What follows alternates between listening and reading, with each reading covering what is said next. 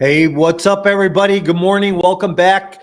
Welcome to the Mic Drop Show, and I am your host, Mike Morawski. This is where we talk about real estate, real freedom, and real results. Hey, from the multifamily bounce back coach, I'm an investor, I'm an educator, and your favorite deal sourcing, cash flow obsessed guide through this wild world of multifamily real estate. Hey, this is where we talk about acquisitions, strategy, capital, fitness, and what it really takes to scale your business in this market. You're not going to want to miss a second of this show. Hey, if you're feeling the energy this morning, don't forget to subscribe. Smash the like button and follow us wherever you are, wherever you're watching, wherever you're listening from. We're always bringing great guests and great content, and I am super stoked about this morning's guest. So remember, if you have questions, you can drop them in the comments or DM me offline. Your topic might be the next one that we talk about on the Mic Drop Show. We go live here every Wednesday morning. This is where your weekly wealth workout happens. All right, let's jump into it. Today, you're in for a heavy hitter. I'm sitting down with my good friend, longtime good friend, business partner, Chief Investment Officer of LTL Investments, the man behind over $2 billion in structured finance, 80 major transactions, everything from private companies to public equity.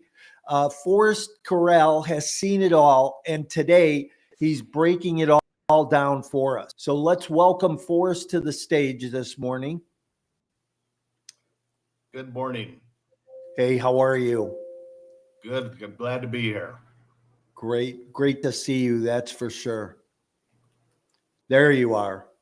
Having a little technology problem this morning. Well, first of all, I like that they won the Mets last night.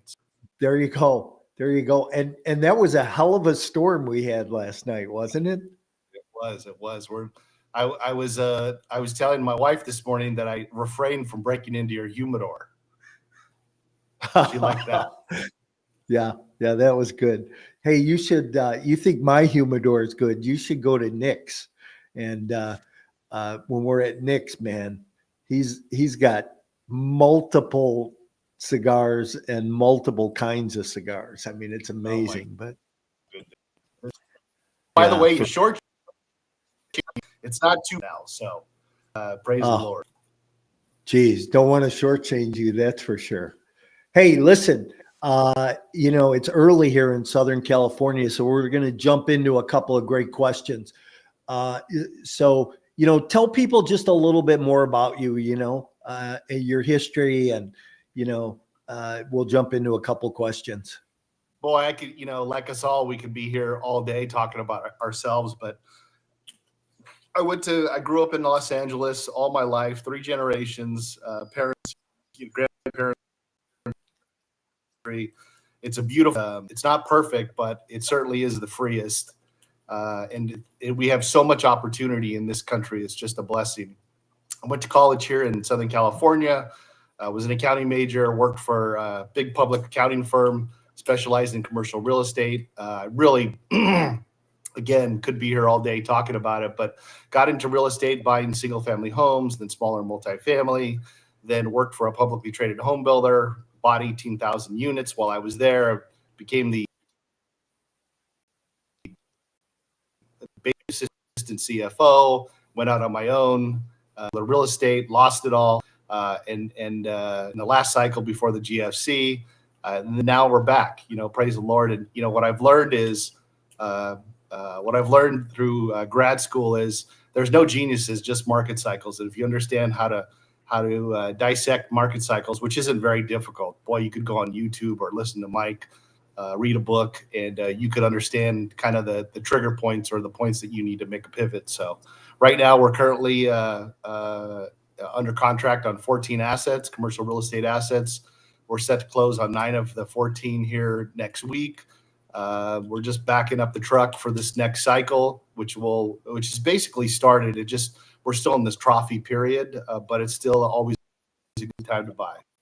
Yeah, that's awesome. And there's a long history of ups and downs there for sure. But you know what? I want to prove a point here this morning, and I'm a little bit off the questions I want to ask, but I want to prove a point here this morning. And what I want you to do, because a lot of our listeners I know are newer in the business, right? They're not thinking about doing $3 billion worth of transactions, right? I want you to tell, in the next couple of minutes, just tell the Mr. Dooley story, would you? Oh yeah, I love that story.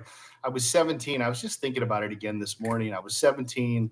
I had this girlfriend that lived at the beach in a big house and just had everything. It's just such a charmed life. I was working in East Los Angeles at a furniture delivery store, sweating, every day. Thankful for that job. It was a summer job, working with some unsavory characters such as myself, delivering furniture, and it was a hard job. But I'd go to this girlfriend's house every day at the beach, and these people just the soft music was on. They had collections of wine. They had big cars and and I was just like, who lives like this? And it was my girlfriend, and they were just so. One day, the parents were gone on vacation, and my girlfriend says. She says, let's take out my mom's new BMW. Shoot, I didn't even know what a BMW was at the time. Excuse me. And so we took it out and we were driving it down PCH. And I hope Mr. Dooley isn't going to listen to this, but if he does, we were doing, the speed limit, let's just say, top down, the whole thing. And I had this moment of clarity, and I just said, boy, whatever Mr. Dooley does for work, I'm going to do. And so we got back, thank God nothing happened, and no tickets, no crashes and when Mr. Dooley and Mrs. Dooley came home, I asked Mr. Dooley, what do you do for a living? And he's like, oh, come out, I'll show you. So we drive around this beach community, and he's pointing out how he built this, 20 units and 40 units and a family. I went to college the next year because I was turning 18. And he says, you don't need to go to college. And I looked at him like if he had like a third eye. He's like, all you need to do is buy a couple books, go to some seminars, and the next item is probably the most material. And he said, oh, my dad gave me some money to start. And I was so perplexed. Well, we broke up, and I went to college. I was an accounting major. I went to work for a big firm in Newport Beach. I lived in Newport Beach and got a great job. I had this great job, and then I left the accounting firm. I was getting my life. I got married to another woman, another gal, and I had this moment of clarity. I was getting my life right together with the Lord, and I had this moment of clarity where the Lord was speaking to me and said, "Hey, remember what Mr. Dooley said like 5 years ago, maybe 6 years ago?" And so I said, I was really upset. I was making probably $50,000 in the mid 90s for some 25-year-old. and I had this moment of clarity. And so I bought a book, a late night real estate program. And boy, it was $100, and $100 was a lot of money back then. It still is.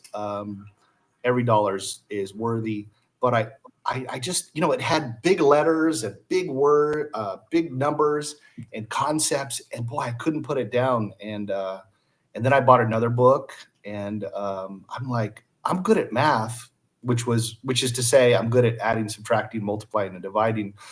And so I bought a book on how to buy apartments, and then, I asked probably 25 people to invest with me. I had no experience, but I was a college graduate, and I'd done some all right things as a mid-20 something, and so I finally got literally somebody that would back me and to buy VA foreclosures in Bakersfield, California, and bought a handful, and boy, the rest, positive momentum begets positive momentum, and now understanding after buying in excess of 25,000 units over a 30-year period.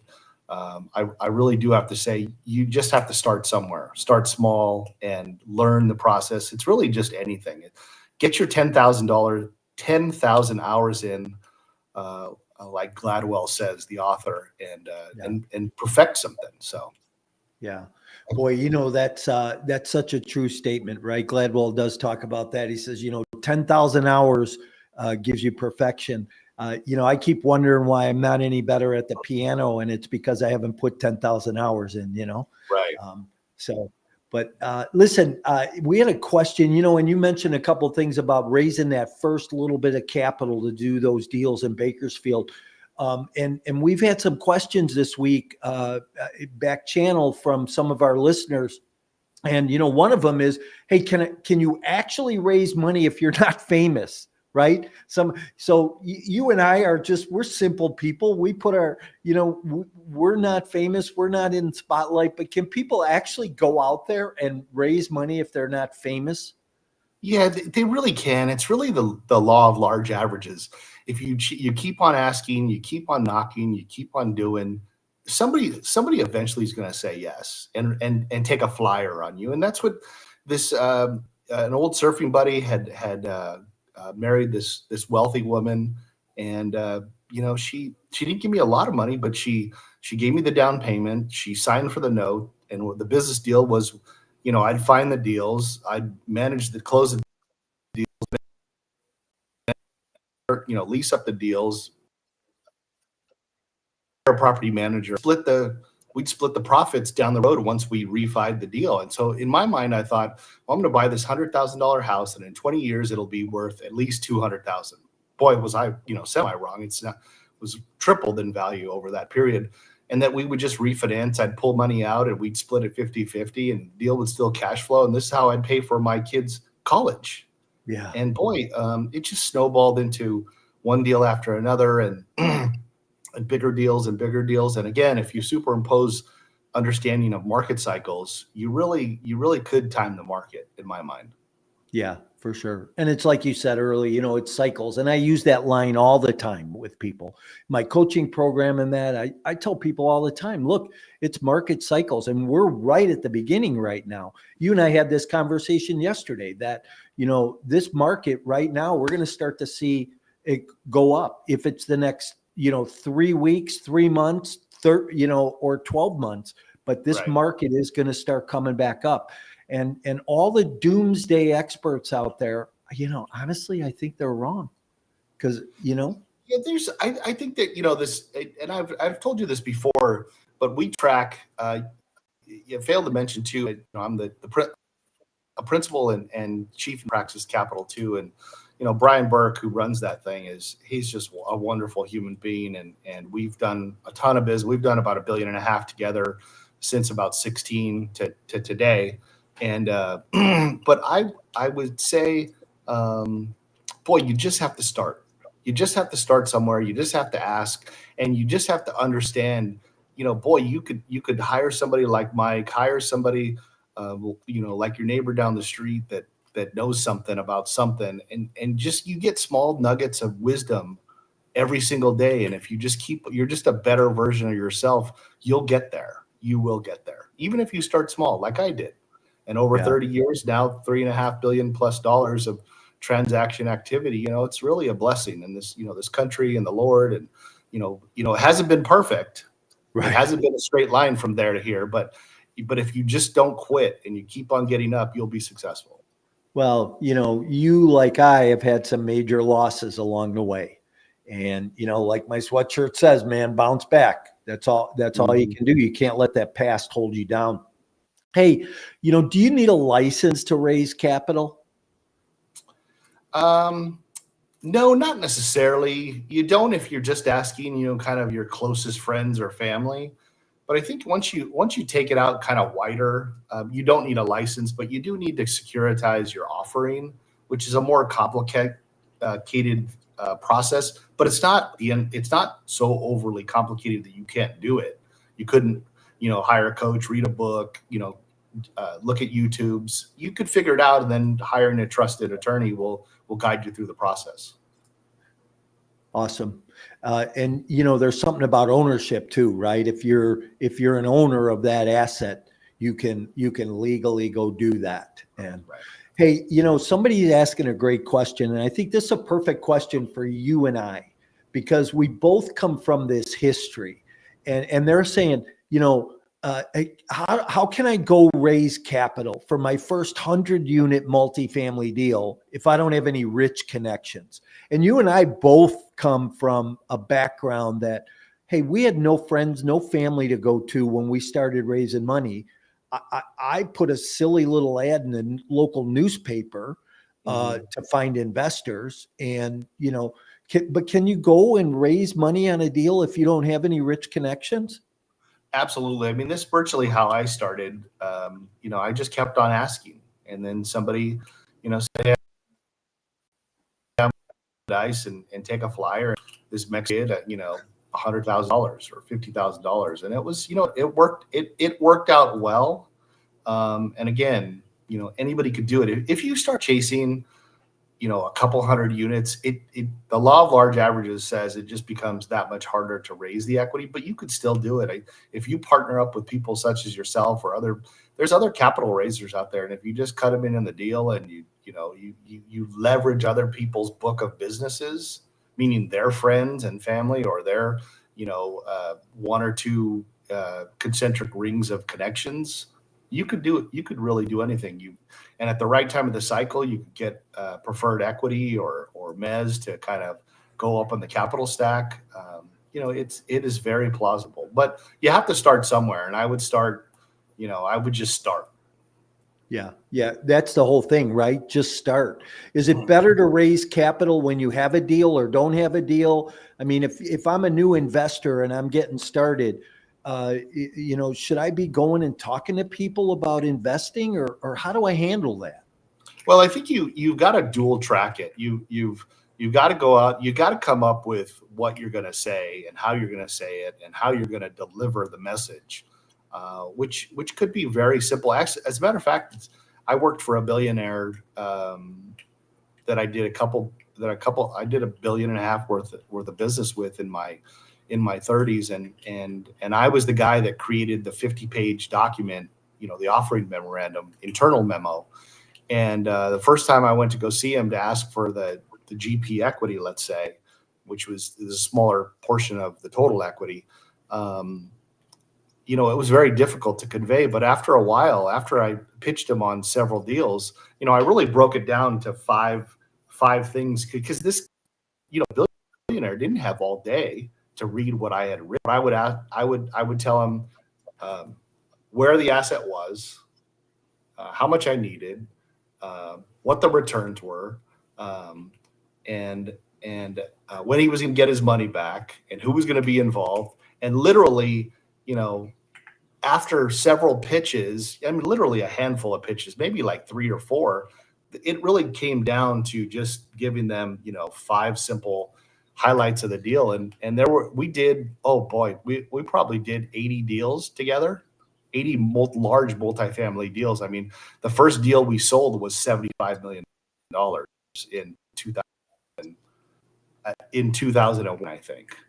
We sold 714 units internally to a big REIT. We bought it for 50-ish. We sold it for about 70-ish within 3 years. And it was on, this basic pitch of just, where, why, when, who, and when he's going to get his money back, what the returns were. And, he was generally in. So I think he only passed on one deal, and that was probably, 100 down the road. So less is more, is what I'm saying. Yeah, less is more. I love that. That's for sure. Hey, as we start to land this plane this morning, and one thing I want to talk about coming up in October, October 16th and 17th, my 6th annual virtual summit. You're going to be participating again this year. I appreciate you and your participation. You're going to be running that panel on high performers. And, again, you're going to have some heavy hitters alongside you that, I know last year there were a couple people on, you said, hey, give me their phone numbers, man. I need to get a hold of those guys. And yeah, I still ping them on the Georges of the world. I still ping them on LinkedIn. I cheer them on. This business is big enough not to be jealous of other people's success. In fact, I think if you cheerlead other people on, it only helps you put wind in your sail, because this business is big enough for all of us. Yeah, 100%. And at the summit, it's 2 days, right? Of, 2 full packed days of speakers and panelists. You're running that panel on top performers. I think Brad Sumrock, is going to be on that panel also with you. So make sure you come with some good questions this year. I think our listeners are going to want to be there this year uh, because of the content and the speakers. I'm going to have Hunter Thompson, who is a big name in capital raising, right? Speaking. Brad Sumrock's going to be on. You're going to be on. We're going to have an attorney on talking about the legalities, right? How do we legally raise capital? How do we legally put these deals together? We'll have somebody talking about 1031 exchanges and self-directed IRAs. And then, people talking about everything from how to get started in the business to, how to scale at a big level. So, should people be there this year? I don't know. You tell them. Yeah, I think, again, anytime, like Mr. Dooley said, just pick up a book, go to some seminars, ask some people for capital. I mean, it really boils down to, if I look back at all my 30 years, it really boils down to almost those three things. I mean, you just got to get out there and do and spend a couple of bucks to, go to some seminars. I mean, it is all, your life is about a foundation, and every day you should be putting bricks around that foundation, bricks of knowledge, bricks of relationships, bricks of doing, bricks of being positive. Things are either their weights or like my mom would say, things are either weights or their wings, and you got to ditch the weights, the people that are dragging you down, and just roll with people that are going to, be wings to your life and your career and your family, et cetera, et cetera. Yeah, absolutely. 100%. Listen, tell people how they get more of Forrest if they want to get a hold of you. Oh, you just got to find me on LinkedIn and ping me. I give everybody, 15 minutes if you book it, a week or two in advance. Generally, I'm super busy, but yeah, if you ping me on LinkedIn, I respond. So. And I agree, you are super busy. For me to get this, 25, 30 minutes on a Thursday or Wednesday morning is awesome. But listen, we're going to land this plane. So I'm going to move you out. If you hang around a couple minutes, we'll say goodbye in the back room. But let me say goodbye to people. All right. Copy that. Thanks for having me. Thanks for being here. Appreciate you. All right, everybody. That's a wrap for this week. That's a power episode of the Mic Drop Show. You know what? My good friend, longtime friend, business partner, Forrest Corral, who brought, some great knowledge, some great history, and kind of gave you a blueprint of how to go raise some capital, how to scale your business. So if you're walking away with fresh insights and strategies, or just a bigger vision this morning, right? It's about mindset. It's about what we think about. Wealth doesn't happen by accident. It happens by design. And what are you going to do? I always say, draw a line in the sand, move forward, take some action, but go take some action. And one action I'd like you to take right now is to smash the like button, the subscribe button, hit follow, and follow us. Start to scale your portfolio from your paycheck to portfolio. Okay. So if you want more Forrest, his information is going to be in the show notes. So you'll be able to get that. If you have questions for the show, reach out to me, DM me. If you have a guest that you think would be a great guest for this show, please refer them to us. We love that. Remember, the summit's coming up. And I just want to mention that this episode of this show has been brought to you by Sync VA. So if you're out there scaling your business, building your business, you are looking to add some staff to help you with your day-to-day operations, reach out to Sync VA and let them help you find a VA for your business, whether it's an executive assistant, whether it's a closing coordinator, whether it's just someone to help you manage your email and your schedule. Sync VA's got a solution for you. Thanks for being here. We'll be here next week. Everybody have a great week and a great day today.